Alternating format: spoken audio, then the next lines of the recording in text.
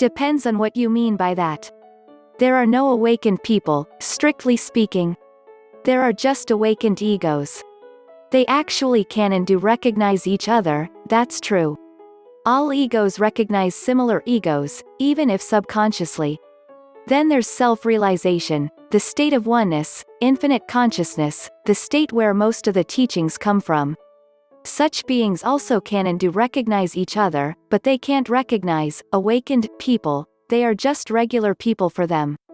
The saying, "It takes a Buddha to recognize a Buddha," is coming from here. There's no ego in this state. An honest spiritual seeker, which means he wouldn't call himself awake, could recognize a Buddha by kindness, equanimity, warmth, etc. Then there's full enlightenment, which is beyond oneness, beyond any teachings, beyond infinite consciousness, loving awareness and all that.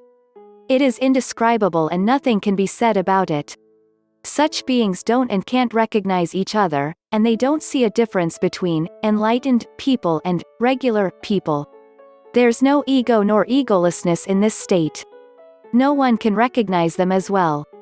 Presently in this contemporary society in which we live, or are attempting to live, the goal in this present contemporary society is to become woke.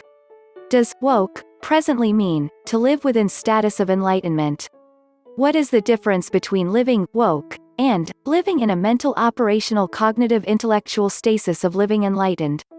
In such a case, an enlightened individual might quite easily become cognitively intellectually consciously aware, mentally operationally able to recognize an unenlightened individual. Because a present contemporary individual who believes himself progressively, socially liberally, woke, in cognitive intellectual mentally operational, wokeness, is actually not cognitively intellectually consciously aware of what is enlightenment. What does becoming enlightened mean for you? Becoming presently contemporary socio-politically woke. Furthermore, an individual who may free willingly defile himself by not becoming presently contemporary, realizing himself as cognitively intellectually consciously aware of having acquired a plethora of knowledge, awareness does not exist cognitively intellectually mentally operationally recognized and realized that he is not cognitively intellectually consciously aware of a plethora of knowledge, awareness, enlightenment.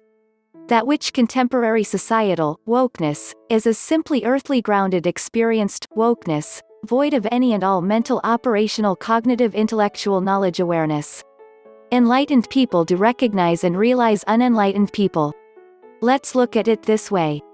Instead of holding awakened people as some type of superhero, just recall when you find yourself in a relationship with someone in which you are totally free, where you find joy in just being with the other, and your conversation has no boundaries.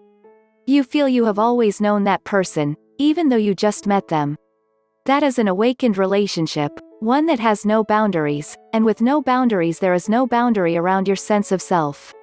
You feel awakened to a free dimension of yourself. These awakened relationship can become romantic and sexual or creative, a creative duo that just churns our great art, or it may just be a passing encounter at a restaurant or park bench. Needing a name for such an encounter, we may call the other person a soulmate. But that is just adding peanut butter to this bread of life, free relationship. We are all potentially awake, and when conditions are right in relationship, that potential is released.